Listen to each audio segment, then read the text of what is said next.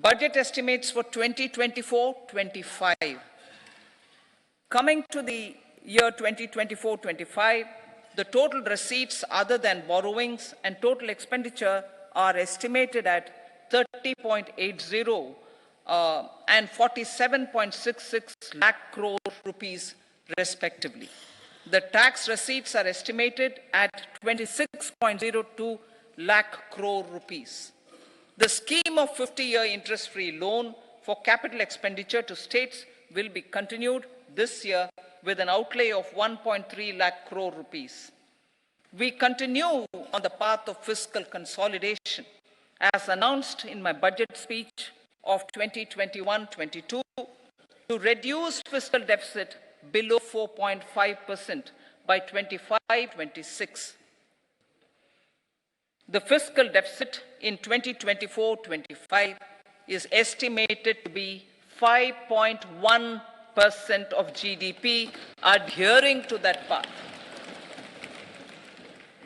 So the gross and net market borrowings through dated securities during 24-25 are estimated at 14.13 lakh crore rupees and 11.75 lakh crore respectively.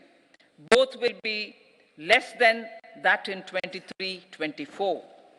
Now that the private investments are happening at scale, the lower borrowings by the central government will facilitate larger availability for the private sector.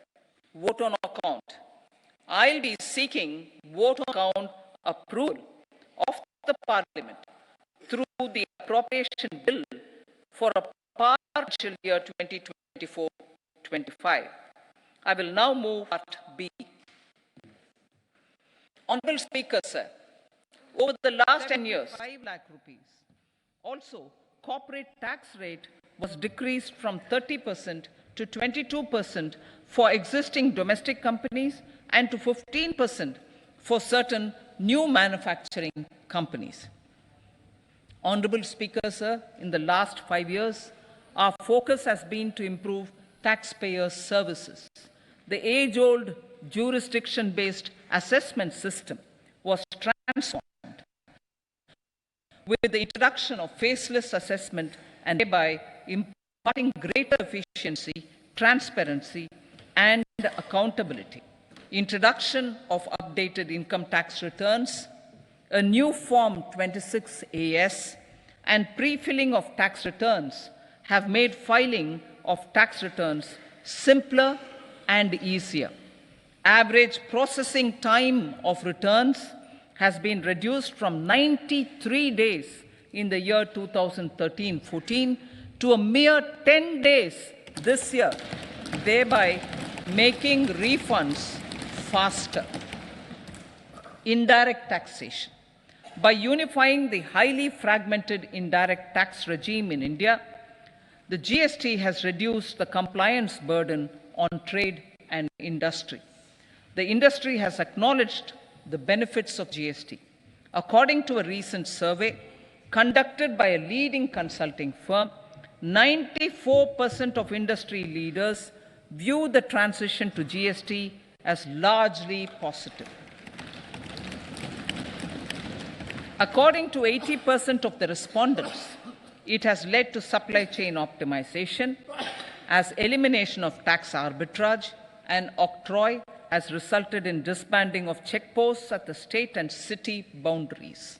At the same time, tax base of GST more than doubled, and the average monthly gross GST collection has almost doubled to 1.66 lakh crores this year.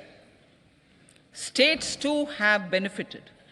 States' SGST revenue, including compensation released to states in the post-GST period of 2017-18 to 2022-23, has achieved a buoyancy of 1.22. In contrast, the tax buoyancy of state revenues from subsumed taxes in the pre-GST 4-year period of 2012-13 to 2015-16 was a mere 0.72. The biggest beneficiaries are consumers, as reduction in logistic cost and taxes have brought down prices of most goods and services. We have taken a number of steps in customs to facilitate international trade.